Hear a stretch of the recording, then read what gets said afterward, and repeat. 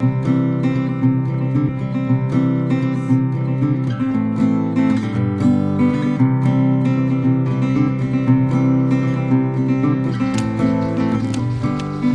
donc me voilà arrivé au relais de Tain pour soigner nos hébergés. Bonjour Monsieur Barbevoisse. Bonjour de l'équipe, bonjour Gilbert.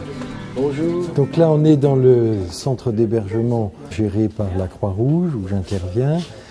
Centre qui est ouvert 7 jours sur 7, 24 heures sur 24 et qui accueille 27 personnes hommes. Bonjour Tenzin. Attends, on va fermer la porte. Alors Tenzin est tibétain. Voilà, il est arrivé en France et effectivement il présente un problème de santé qui est une tuberculose, donc il est soigné à l'hôpital de Mantes. Tu tousses moins quand même. Il y a 30 ans, jeune médecin dans la ville de Meulan, interpellé par ces patients qui étaient sans domicile. J'ai très vite considéré que sans domicile, on ne pouvait pas soigner les gens. Et on a ouvert ce premier foyer en 86. Bon, c'est mieux, hein, c'est mieux. Good. Alors on a effectivement parfois des gros problèmes linguistiques ici. Hein. Au départ, c'était l'hébergement pur.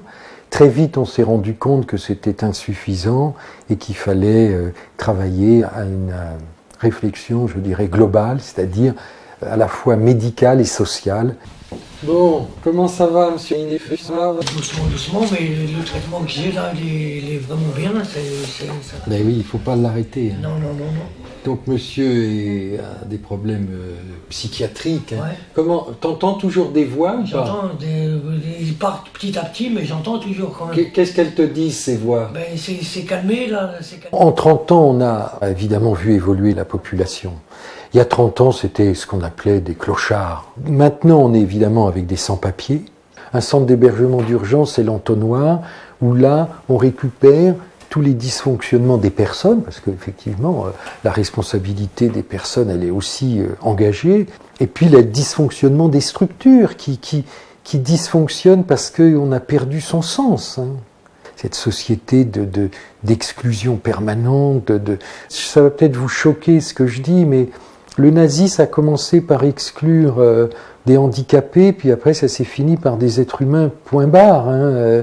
Et là c'est pareil, on a commencé à exclure les sans domicile fixe, maintenant c'est les sans-papiers, c'est les vieux, c'est les handicapés, et on est dans une démarche d'exclusion en permanence. Hein.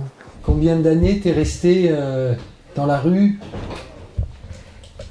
Je dirais toute ma vie. Toute sa vie. Vous pas. Toute sa vie. Alors il a débouché les artères, il doit avoir été opéré de la hanche, mais il ne veut pas se faire opérer. On ne peut pas exercer ce métier comme moi je le conçois sans vivre une présence de Dieu quasi permanente, quoi. On pense à la scène de l'Évangile où le Christ dit « Quand j'étais nu, vous m'avez habillé, mais j'étais là ». Donc au fond, toute personne est un Christ vivant sur terre. Et l'éthique de l'Église, elle est globale. C'est-à-dire que le discours qui est dit sur les problèmes d'avortement, sur la conception, c'est la même chose pour le handicap, c'est la même chose pour l'euthanasie, c'est la même chose pour le SDF.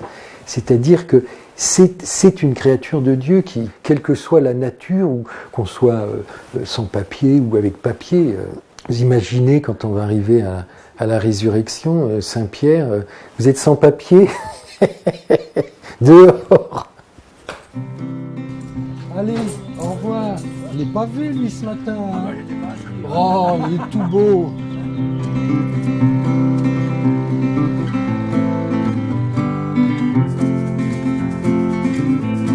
Dans le PUSDI, j'ai demandé l'admission dans l'œuvre en 1971. Donc vous voyez, c'est après un voyage à Rome. Je me suis dit, bon, je sens que c'est là où je vais trouver mon jus.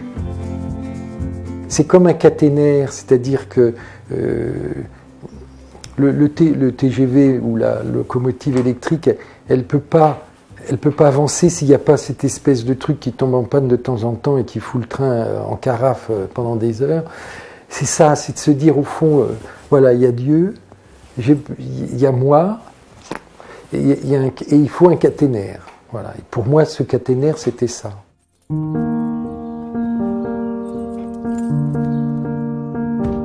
J'y vais quand je passe devant parce que ça me permet de m'arrêter et pas perdre de temps et de foncer dans cette église, de déposer au pied du Christ et de la Vierge tous les soucis, les témoignages que j'ai reçus, de dire aidez-les.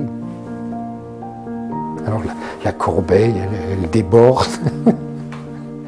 La prière, c'est comme le gars sous la marmite de l'eau pour cuire les nouilles. Hein. Quand il n'y a plus trop de flammes, les nouilles, elles ne sont pas cuites. Après, il faut la mettre en place. Ça, c'est une autre paire de manches. C'est-à-dire, dans un univers où je commence à travailler à 9h du matin et où je vais finir à 20h du soir, caler de la prière, des rencontres avec le Seigneur, etc., ça, de temps en temps, il faut y aller au pied de biche. Puis après, moi je dis des fois, mon Dieu, je veux dire, voilà, c'est comme ça, prenez.